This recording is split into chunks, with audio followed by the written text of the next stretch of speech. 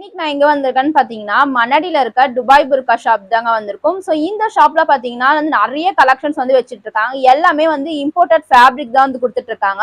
So எல்லாமே பாத்தீங்கன்னா Dubai வந்து ஸ்டிச் பண்ணி வர மெட்டீரியல் கலெக்ஷன்ஸ் தான். அது மட்டும் இல்லாம இவங்க வந்து ஓனாவே மேனுஃபேக்சர் பண்றதால பாத்தீங்கன்னா நிறைய கலெக்ஷன்ஸ் நியூவா ட்ரெண்டிங்கா வச்சுட்டு இருக்காங்க.